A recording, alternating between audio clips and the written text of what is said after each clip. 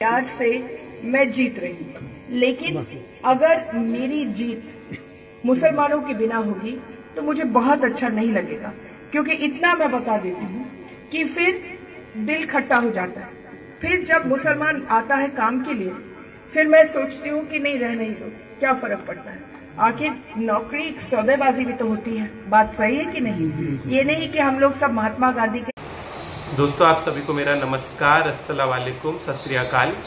आज social media पे और कुछ मेन स्ट्रीम मीडिया के न्यूज़ चैनल्स पे भी मैंने एक वीडियो देखी मेनका गांधी जी की, जो कि भारतीय जनता पार्टी की तरफ से सुल्तानपुर से लड़ रही हैं। उस वीडियो में वो मुसलमानों को डरा रही हैं और धमका रही हैं कि अगर मुसलमानों ने उनको वोट नहीं दिया तो इलेक्शन जीतने के बाद वो भी उनकी मदद नहीं करेंगी। और सिर्फ यही नहीं, वो कह रही हैं उस वीडियो में कि इलेक्शन तो मैं जीत ही रही हूँ, इलेक्शन तो मुझे जीतना ही जीतना है। तो मेनका गांधी जी, आप क्या भगवान हैं जो आपको पहले ही से पता है कि आपको इलेक्शन जीतना ही जीतना है? और आपको शर्म आती है कि नहीं कि भारत देश, जो कि एक लोकतांत्रिक देश है, जो कि एक डेमोक्रेटिक कंट्री है, आप इस तरीके के भाषण देकर, इस तरीके से मुसलमानों को डरा धमका कर हमारे देश के लिए कितना बुरा नाम लाती हैं? आपको पता है कि जब दुनिया भारत को देखती है तो उसको इस तरीके देखती है कि भारत वो देश है जहाँ पे मुसलमानों को अब डरा और धमका के उनसे वोट लिए जा रहे हैं। आप वहाँ पे ये कह रही हैं कि अगर इस बूथ से मुझे, जहाँ पे एक मुस्लिम डोमिनेटेड बूथ है, वहाँ से सिर्फ 50 या 100 वोट आए तो मैं भी सोचूंगी जब मैं मेंबर ऑफ पार्लियामेंट बन जाऊंगी कि इन लोगों की मदद करनी है कि नहीं। देखिए, दो बातें हैं। पहले तो अभी आप जीती नहीं है, तो अपना जो घमंड है, और दूसरा जो आपको लग रहा है आप भगवान है, उसको आप अपने तक रखिए।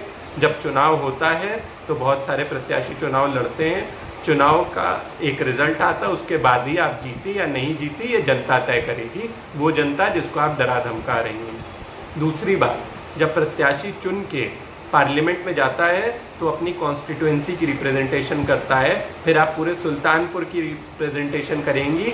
वहाँ पे आप फिर सिर्फ सुल्तानपुर के हिंदुओं की या मुस्लिमों की या सिखों की या ईसाई की किसी एक अकेले समुदाय की रिप्रेजेंटेशन नहीं करेंगी। अगर आप में थोड़ी सी भी शर्म बची है और आप ये वीडियो देख रही हैं तो आप मुसलमानों से अपने इस भाषण के लिए, अपने इस डराने और धमकाने के तरीके के लिए माफ़ी मांगिए। आपको माफ़ी मांगनी चाहिए, क्योंकि जो आपने करा है वो सरासर गलत है। इलेक्शन कमीशन ऑफ इंडिया अगर ये वीडियो देख रहा है तो ये जो मेनका गांधी जी ने भाषण दिया है, ये सब मेन स्ट्रीम मीडिया चैनल पे अवेलेबल है, ये सोशल मीडिया पे भी अवेलेबल है। और खुद मैंने 3-4 मीडिया जो कि हैं उनसे चेक करा कि ऐसा हुआ कि नहीं। मैंने चेक करा कि कहीं ये फेक वीडियो तो नहीं है, लेकिन ये फेक वीडियो नहीं है, ये बिल्कुल सच वीडियो है जिसमें मेनका गांधी जी मुसलमानों को डरा और धमका के उनका वोट लेने की बात कर रही है।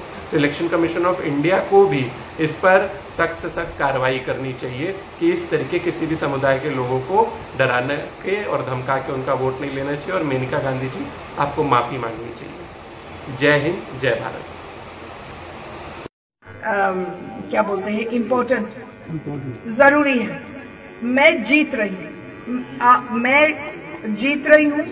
लोगों की मदद, लोगों की प्यार से मैं जीत रही हूँ, लेकिन अगर मेरी जीत मुसलमानों के बिना होगी तो मुझे बहुत अच्छा नहीं लगेगा, क्योंकि इतना मैं बता देती हूँ कि फिर दिल खट्टा हो जाता है। फिर जब मुसलमान आता है काम के लिए, फिर मैं सोचती हूँ कि नहीं रहने ही दो, क्या फर्क पड़ता है।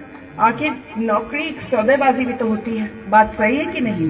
ये नहीं कि हम लोग सब महात्मा गांधी के छठे औलाद हैं कि हम लोग आए केवल हम देते ही जाएंगे और फिर इलेक्शन में मार खाते जाएंगे। सही है बात कि नहीं सही? ये आपको पहचानना पड़ेगा। ये जीत आपके बिना भी होगी, आपके साथ भी होगी, और ये चीज आपको सब जगह फैलानी पड़ेगी। जब मैं दोस्ती के हाथ लेकर के आई हूँ, और अगर आप पीलीभीत में पूछ लें, अगर पीलीभीत का एक भी बंदा फोन से आप पूछ करके पूछे कि मेनका गांधी कैसे थी वहां, अगर आपको लगे कि कहीं भी हमसे गुस्ताखी होगी तो हमको वोट मत देना। लेकिन अगर आपको लगे कि हम खुले हाथ और खुले दिल के साथ आए, कि आपको कल मेरी जरूरत पड़ेगी, ये इलेक्शन तो मैं पार कर चुकी हूँ, अब आपको मेरी जरूरत पड़ेगी, अब आपको ये जरूरत के लिए नींव डालना है, तो ये है वक्त। आपका जब पोलिंग बूथ का आएगा रिजल्ट, और उस रिजल्ट में 100 वोट निकलेंगे और या 50 वोट निकलेंगे, तो उसके बाद जब आप काम के लिए आएंगे तो वही होगा मेरे साथ। समझ गए आपको?